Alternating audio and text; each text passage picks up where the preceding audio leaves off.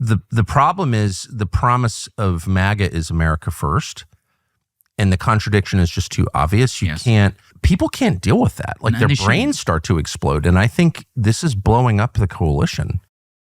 So recently, Tucker Carlson had a podcast about how the Israel first mentality is blowing up the Trump coalition that got President Trump elected, and why the Israel first mentality is really America last, especially when the issues related to Israel are prioritized above issues related to America.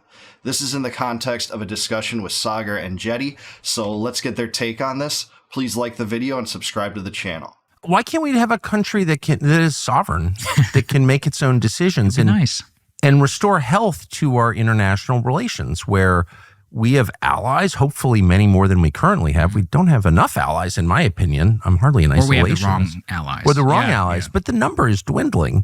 So it's, only a couple real allies left, and I'm not even sure they're allies, but whatever.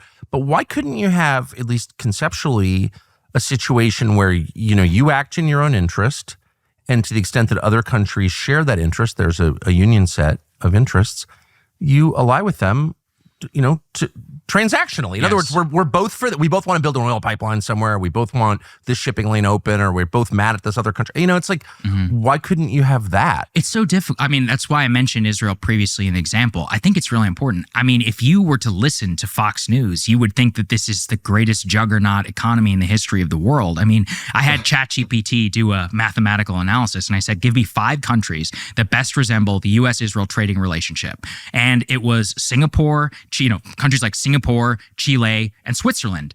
And I love those countries. I do too. I love those places. Yes. Frankly, I think Singapore has a better, if we're talking about grand strategy and all of that, of the list, that would put that one higher than any of the rest. But we don't talk about this in the terms of actual transaction, because then people might actually start to ask a lot of questions. I mean, I remember this with Ukraine. I was like, we barely do bilateral trade with this country. It's one of the most insignificant countries in all of Europe to the U.S. trading relationship. We can talk at the way they blow up the Israel relationships. Israel does our dirty work for us in the U.S. And I'm like, no, I think the U.S. does Israel's dirty work in the Middle East actually is more accurate there. And regardless of how you look at that situation, it doesn't pay for Israelis or Americans. And America first should be the default, paying attention to domestic concerns.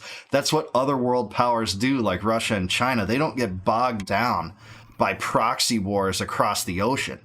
Yeah, they do have some conflicts and political turmoil and political upheaval of sorts, but the empire building scheme is really destroying America in terms of inflation and debt and the bloodshed it causes, the negative ramifications it has on American citizens regarding civil liberties. We got the Patriot Act and FISA 702 and the DHS and the mass surveillance state and data collection because of the war on terror. And those things will last as precedent until they're reversed somehow. So yes, Saagar and Tucker are right that, paying attention to the Israel first mentality and Israeli issues over America's issues is a great detriment. And some people on the right are finally taking notice of that. Well, are they doing our dirty work, or are they doing their own dirty work and then basically passing the buck and the bill why would onto we the United outsource States? That anyway? Exactly. And so then it comes down to all these questions, like you said, of national interest. And even in the exception that we make for this country is just so unbelievable. I mean, let's take the case of Jonathan Pollard, who's one of the biggest traitors in the history of the United States for passing classified information on to the Israeli government. They were caught out in the open. Prime Minister Netanyahu used to visit our soil and actively campaign and urge our presidents of the United States to pardon Jonathan Pollard for betraying our country to his country. Do you have any idea what they did with that classified information, those secrets? Well, I actually have no idea, but what I do remember, they gave them to the Soviet Union. Yeah. Oh, that's right. That's right. And this was in the 80s during the Cold War. It was 1985. It was 85. I remember it well. I lived in Washington. My dad worked for the government. And that was a very serious, whatever you think of the Cold War in retrospect, but at the time, the full focus of the U.S. government was in opposition to the Soviets. And the Israelis gave a lot of that classified information from the U.S. Navy to the Soviet government in exchange for allowing refuseniks, Jewish Soviet citizens to move to Israel. Yeah, absolutely. The Jonathan Pollard story gets obscured and kind of ignored and overlooked in some of these foreign policy narratives in many circles, but that was a crazy situation in which a spy, an Israeli spy within the CIA, was discovered for having sold out our country to Israel and stole our secrets, stole our intelligence. Any normal country would potentially break off relations with the country stealing that, by the way, but not the U.S. when it comes to Israel. And, one thing about Trump that a lot of people don't know is that at the very tail end of his first term, his first presidency, in January of 2021, he pardoned the overseer of Pollard, Sellers, a guy named Sellers, on his very last day in office. So, just add that to all the pro-Israel things that Trump has done, often, in my mind, to the detriment of America. And I'm glad these two are talking about this because, again, the Pollard issue doesn't get much talk at all. I did see Candace Owens talk about that the other day, too, though. So I'm glad it's kind of getting some airtime.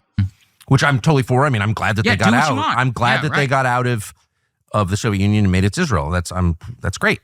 But they took our secrets and gave them to our main enemy, our really only global enemy. Mm-hmm. What? Yeah. And then have the audacity. Well, then how can you have a relationship after that? Yeah. And then they sell themselves as the greatest ally that America has in the Middle East, of course, right? Over and over and over. That's all you hear. They do America's dirty work. No, I don't want part of any of that dirty work in the Middle East. We were much better before the 1950s when we started pouring in money to support their wars and to support the Zionist project and maintaining it at all costs, by the way, at the cost of American lives, American involvement in Israel's wars, the 1967 war, the 1973 war. You got Iraq invaded, partially at least, because Netanyahu wanted to overthrow that regime. Syria, he wanted Assad to go down. So what does the CIA do? Throw in money to Al-Qaeda. Even if it's Al-Qaeda that the U.S. is funding, that's fine as long as Israel's good with it. That's insane. Overthrowing Gaddafi, having this war with Iran, all these mad projects are at least partially related to Israel's interests. Now, I'm not saying there's no one within the U.S. government that wants that. Clearly there are. The neocons have wanted it forever, so there's a lot of blame to go around, but that's just the reality. And have the audacity to come to our country and to lobby in seriousness to the presidents to visit this man in prison, to grant him Israeli citizenship, to grant him basically the moment he's on parole, he immediately moves to Israel. He received a hero's welcome and it remains there to this day. I mean, we would not allow that for any other country. This is not a healthy relationship. This is not a healthy relationship, exactly. And that's an important thing for Americans to understand. One of the many tragic byproducts is I think it's destroying the right. Mm-hmm. And I say that as someone who's been on the right my whole life. And my whole life, I've been on the right, and I really sort of believe in the basic ideas. And I'm not a liberal, that's for sure. In fact, I'm way more conservative than Mark Levin, that's for sure. But that is for sure. I love how he throws that in there too. He's really on an anti-Levin track lately, and I'm here for it, man. I love that because Levin is one of the worst swamp creature neocons that still exists and somehow exerts influence on the government. He's part of the Homeland Security Committee appointed by Trump. This is a guy who campaigned against the neocons, dragged Liz Cheney over the coals at the tail end of his campaign, appoints Mark Levin to that position. And he's not the only one, by the way. Obviously, Huckabee and Rubio and Waltz got positions in this cabinet, but I digress. But it's like the problem is the promise of MAGA is America first. And the contradiction is just too obvious. You can't, if you're Joe Biden and you're, senile and it's being run by a bunch of sinister, shadowy figures in the background and you do something like this, it's like, of course they're doing it. But if you get up and you say, we're going to restore greatness to this country, we're going to do it by putting our own interests first. That's what every country does. That's kind of natural. It's organic. And then you put the interests of a country of 9 million people above your own in a way that's just insulting. Yes. People can't deal with that. Like their brains start to explode. And I think this is blowing up the coalition. Oh. I hope I'm wrong. I support the coalition. All these people are like, you're not MAGA. Really? Did you campaign for Trump? Right. I mean, please. That's right. I mean, yeah, absolutely. I mean, it would be one thing if they just did this kind of arbitrarily or pragmatically to pour money and support into Israel, fund all of its wars, the genocide in Gaza, anything Netanyahu wants, including essentially limitless money, limitless American arms, and limitless U.S. intelligence. Even if they did that, it would be one thing. But they have the nerve to continue the America First mantra, which is a total farce at this point. And people are seeing through that left and right now, literally on the left and on the right. People on the right, for the first time, there is a big awakening in my lifetime. Not the very first time, but it is reaching a broad spectrum now in which you're seeing very prominent people on the right, the right-wing coalition, a lot of which supported Trump, that are really exposing this. Like Thomas Massey and Marjorie Taylor Greene and Candace Owens and Tucker Carlson and Daryl Cooper and Dave Smith, people that are waking up to this reality that we shouldn't be subsidizing the security of Israel. And it's really not security, it's the warfare state of Israel. Please, I'm liberal, okay.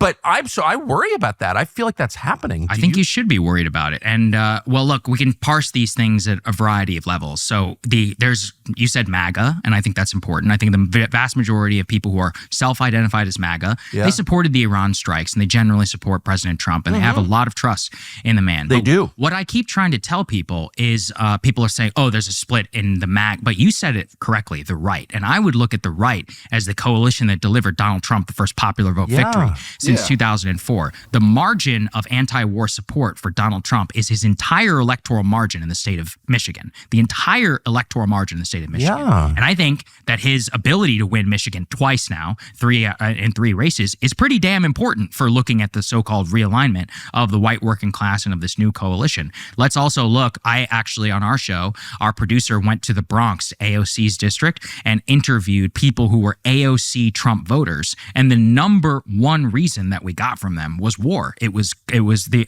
promise to bring an end to the war, both in Israel and Gaza and in Ukraine, because there is something visceral. Let's say that you live in the Bronx and you're having problems in your neighborhood, and watching these countries get tens of billions of dollars. 3 carrier strike groups of the United States of America were present in the Middle East specifically to back up Israel during the 12-day war. You asked Ted Cruz a very important question. Do you know how much that costs? I looked it up. It's actually public information. It's about I believe it's like $250 million per group per month for deployment. That was just for the deployment. Yeah, you can kind of see how even someone from the Bronx could get behind at least a broad overarching message of America First when it comes to funding projects that they want. They might not be things I want. They certainly almost aren't. Anything government does essentially isn't something I want. But you can see how some people would have that mentality when you see what the U.S. government does, based on contradictions to their own desires. So funding Israel and funding Ukraine, like Saagar's talking about here. And Trump has risked a lot over this bombing campaign in Yemen in March and that war with Iran, which isn't ended, by the way, and all indications are not only was some of the uranium taken out, especially from Fordo, one of the 3 facilities that were bombed, but that now there's the impetus and reason and encouragement and inspiration for Iran to actually develop a nuclear weapon where before they didn't have one. And the U.S. had to rely on Iranian restraint to get away from that thing. It really seemed like regime change was on the table. Trump himself flirted with it in that Truth Social message. So Trump has really done a lot to damage his reputation among voters that voted for him for that reason, may not have liked him for other things, certainly not.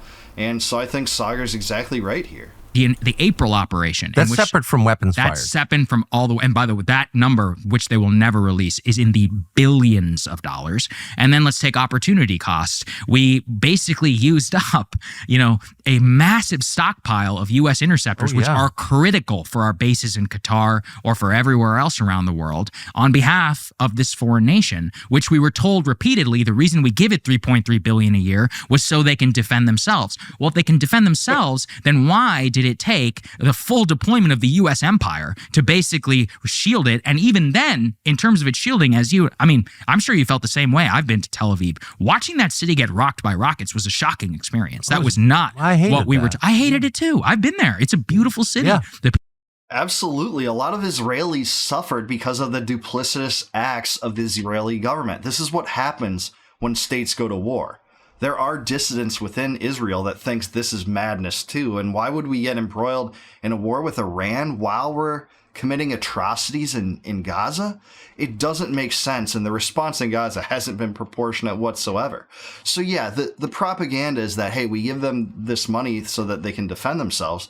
But in reality, how this manifests is that the U.S. just joins whatever war that Netanyahu wants that given day.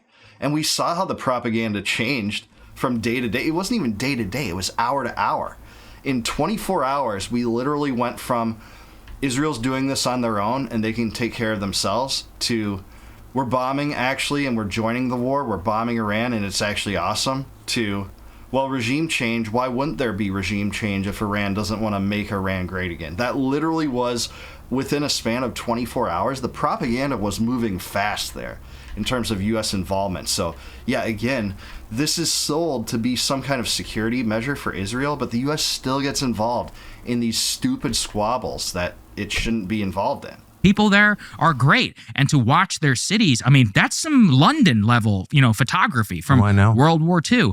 And so the fact that that happened, and that also, by the way, we just increased the defense budget to $1 trillion. For what purpose? I can't exactly tell you, because even with that money all spent in the past, it doesn't seem that we're all that competent at building interceptors, at ammunition. Russia, I believe, has a defense budget like more than 1 quarter or something like that.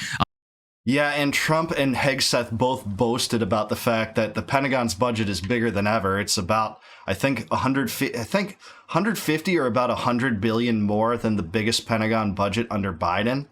And they ran on the promises of Doge and cutting spending and slashing waste.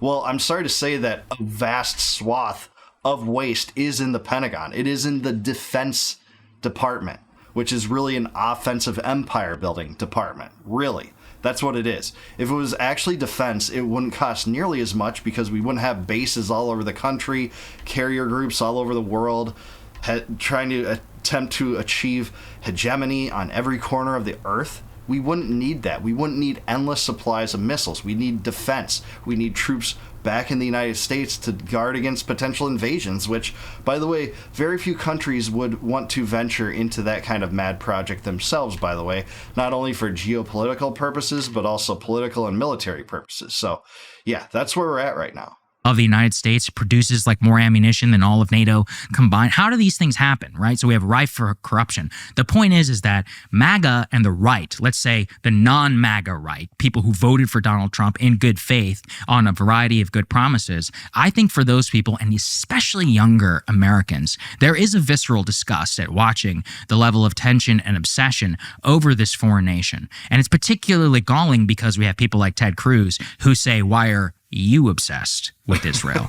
And it's like, what did I just describe here about calling this you relationship? Call me an anti-Semite like 10 minutes in. It's disgusting. It's so exactly what liberals do. Mm-hmm. It's so exactly the woke right. I mean, that it's like it's bewildering and it's dishonesty. I'm not engaging. I'm off the internet, but I give up. But but it's so revealing. It's like, wait, I just voted against this. I voted against not just the argument, but the style of argument of the left, which is to not engage with the points that you make at all, to lie past them, ignore them, and instead attack your motive and your character. You're a racist. You're getting paid by Russia.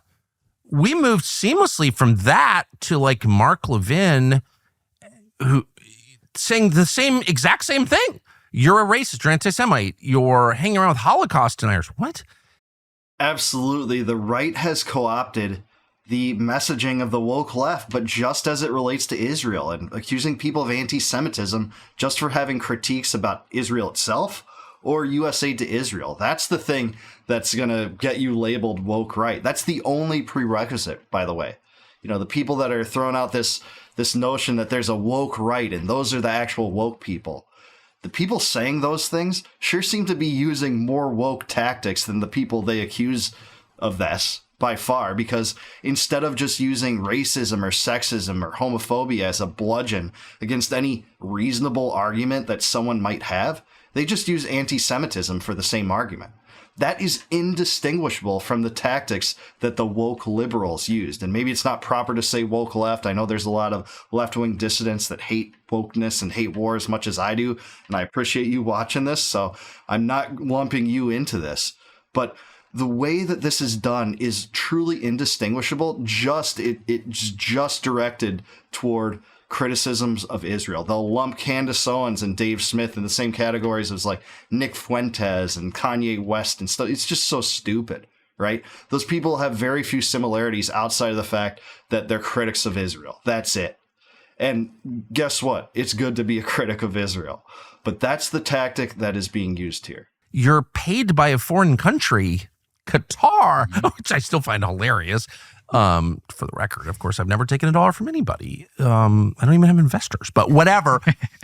But it's go to motive rather than engage with what you said. I saw this all coming a mile away. You did? Yeah, because God, I'm heartbroken to see it. Well, you should be. This is why you've been successful, because you're smart.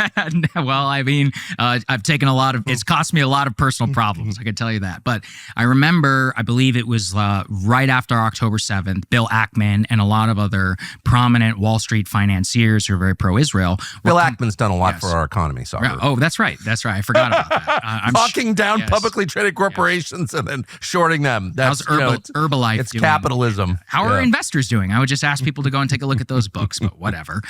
Let's take a look at Ackman. He's a very patriotic guy who's done a lot for this country, so keep that in mind. Okay. Well, this patriotic American and a lot of these other pro-Israel billionaires were literally compiling lists of students who were protesting the Israeli government's response to October 7th. Many of these were American citizens, compiling lists and basically saying, don't ever hire these people, and circulating them around the highest levels of Wall Street finance, of technology, getting people fired from law firms that they had just because they criticized America? Because they criticized Israel. What about America? Yes, that's an important question. But what I noticed, and I said this at the time, is for all of these people, it is now obvious that they never were really opposed to DEI. Oh, of course not. What they wanted... They paid for it. Yes, yeah, that's a great point. What they wanted was they want their interest group, Zionism in particular, in support of the Israeli government, to be included within the DEI regime. This is absolutely true. That is the tactic being used. And I thought, the compiling of these lists to try to prevent companies from hiring critics of Israel like this, I thought that cancel culture was a thing that only existed from the left, from liberals that did this, that raised this as, a solution to get rid of voices that you don't particularly want. Well, the right has no problem just co-opting that strategy, utilizing it, and then saying you're anti-Semitic if you oppose it. That's literally what's happening right now, and Saagar's exactly right to call it out. So he's right. They didn't dislike DEI. They just wanted DEI directed in a slightly different manner than what liberals were calling for. And that was a very important point, because eventually that became fused somehow with MAGA. And that's how explains a huge level of a lot of very high profile, very, very rich people in technology industry and in finance who supported the Trump administration. And the promise effectively that has now been delivered is that by using this newly crafted DEI style regime, which basically uses the state and the police state as effectively a force for a political party in Israel. That's another thing that I love when you say this as well. It's not about even Israel at this point. We're talking about the Likudnik interests in the United States of America. A guy who got 30% of the vote. 30% of the vote, who is under investigation for taking money from who? Qatar, right? It's amazing. Yeah, that's the ultimate irony, too, is that part of the corruption and fraud charges against Netanyahu, again, that's not even covered that much in American media, that he was going down under serious corruption allegations right before October 7th, by the way, which raises the question why Mossad didn't stop it, despite knowing about that attack for a year in advance. And I'm not making that up, that Times of Israel reported on that, and I think Haaretz reported on that, too. But he took money from Qatar. And not only did he take money from Qatar, he actually gave money to Qatar as a middleman to support Hamas, even as soon as 2 weeks prior to October 7th. This will sound like a conspiracy theory to some people watching this that aren't aware, especially if you only would pay attention like CNN or MSNBC. And I know that's not most of my audience, but a lot of Americans don't know this. But take a look at this. Don't take my word for it. Google it. Netanyahu has a long track record of supporting Hamas financially, and he did since 2012, and payments ramped up in 2016 for my kind of research on this. And they originally took the form of wire transfers, and then they took the form of direct cash. And what happened there is the reasoning is because if we're to prop up this terrorist, group within Palestine, within Gaza, we won't have to deal with anyone or provide a two-state solution of any kind. They'll just destabilize the Palestinian Authority. No one will take them seriously on the world stage as potential negotiators for that project, etc. And I hate to say that's generally paid off. But Hamas is a proxy of Israel as well. People talk about how Hezbollah is a proxy of Iran, but the same people that talk about that rarely talk about the inverse, that Hamas is also a proxy of Israel.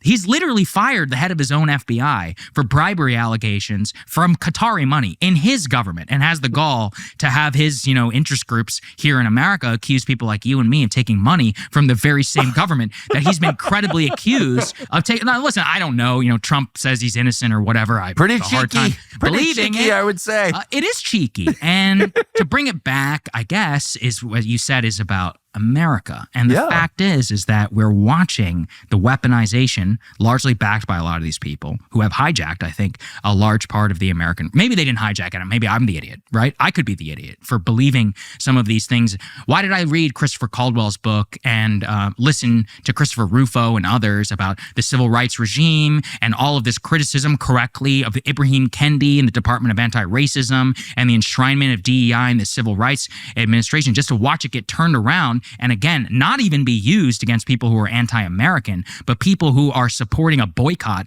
of a foreign nation, a country here now where students could burn an American flag and be fine. But if they protest Israel, could be liable for either deportation if they're not a citizen or denied federal grant funding. Absolutely right. Israel first is America last. That last point is just striking, right? How acceptable is it to protest or boycott individual American states with policies you don't like? It's actually pretty routine. Both the left and right have called for that in certain regards, whether it's over divisive issues like immigration or gun control or abortion or what have you. Both groups have accepted, hey, there are times in which I'm going to boycott this state. And they're never just innately called anti-American because of that. But if you trash Israel or trash even U.S. aid to Israel or U.S. policy toward Israel, which, by the way, you completely have a right to do as America, as an American, I should say, you're subject to be called anti-Semitic. You're going to be called a Holocaust denier. They're going to say, you're a bigot. This is just the way that dissidents live. People that are dissidents know this is what happened to them. And by the way, it doesn't even matter if they're Jewish. This is done to Jewish dissidents of Israel, like Norman Finkelstein and Dave Smith and Max Blumenthal and Aaron Mattei and Jeff Sachs and Glenn Greenwald and others that have had the gall to criticize U.S. policy toward Israel. They see it for what it is. It's a destructive America last policy. It drags us into wars, so it's bad in terms of foreign policy and all the ramifications that come from that. But it's also bad domestically because it expands a potential censorship regime and cancel culture and, DEI on the basis of being pro-Zionist. So Saagar and Tucker are exactly right. I'm so glad they covered this. And again, that there seems to be an awakening among some subsections of the right on this issue.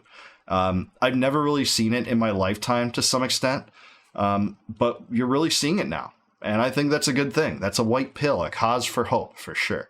But I do want to hear from what you guys say. Let me know down below. Do you think that there's a mass awakening on the right over Israel and the U.S.-Israeli relationship? Is Tucker and Saagar correct here? Anything they missed out on? Let me know in the comments below. Please like this video and subscribe to the channel. Subscribe to Tucker too. He is awesome. Great program. This was an excellent interview. And please consider becoming a YouTube member. If you do that, you will support the channel financially, which I will thank you profusely for. But you also, by doing that, get access to all my videos in advance of their YouTube general public release before they come out. So please consider that, and I appreciate you if you go to that length. And until I see you guys next time, no more war, no more debt, no more inflation, and no more empire. Peace out, guys. I'll catch you in the next one.